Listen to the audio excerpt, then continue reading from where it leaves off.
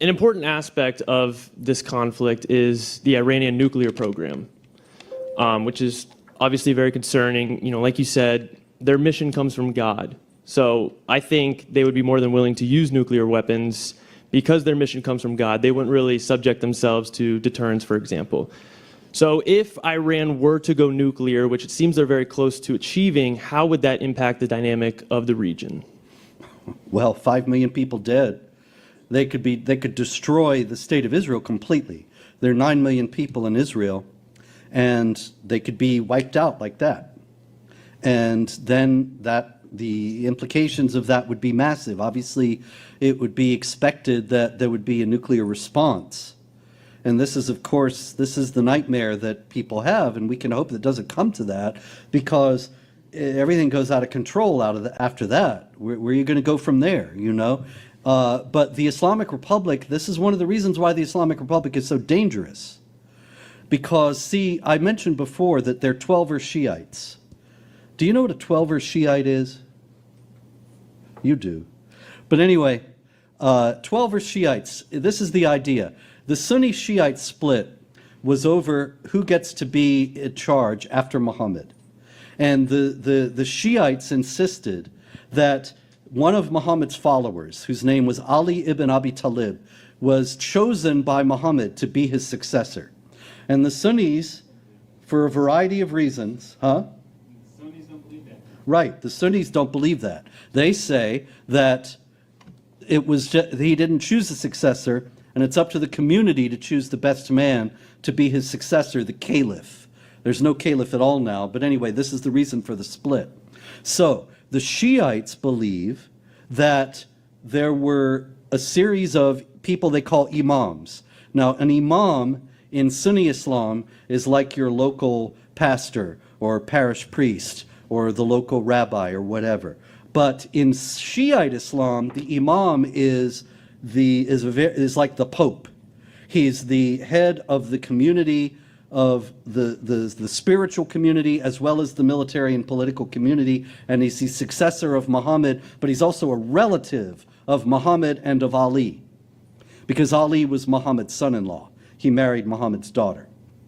So there were 12 imams after Ali, or 11. And the Sunnis kept killing them, because there were always more Sunnis. The Sunnis right now are about 85% of Muslims around the world. And because Islam is the way it is, the Sunnis are always killing Shia. And the Shia kill Sunnis too when they get the chance, but there are fewer of them, so it's tougher. So the Sunnis kept killing off the Shiite imam. The last imam was a 5-year-old boy. In the year 874, he disappeared.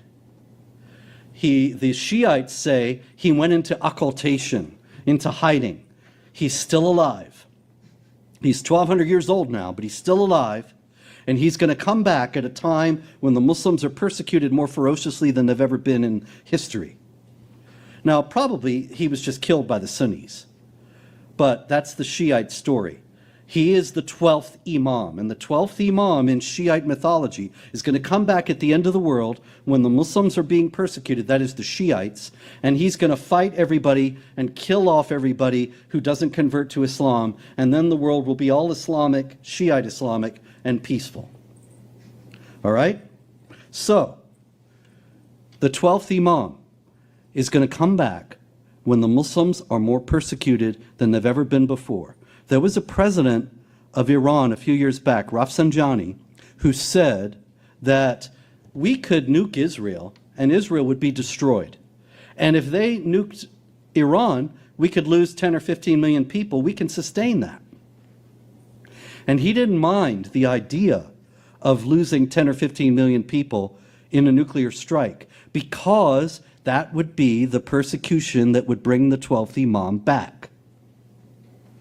And another president of Iran, Mahmoud Ahmadinejad, he actually paved a highway to the place where the 12th Imam is supposed to come back. And so that 12th Imam could immediately get on the road and go to Tehran and start the killing. He takes this, in other words, very seriously. And so this is a doomsday kind of theology that could envision the deaths of millions of people. So we can only hope that the Islamic Republic will be stopped before they provoke that. But they could trigger nuclear holocaust in the world because they want that 12th Imam to come back. And that's how to do it.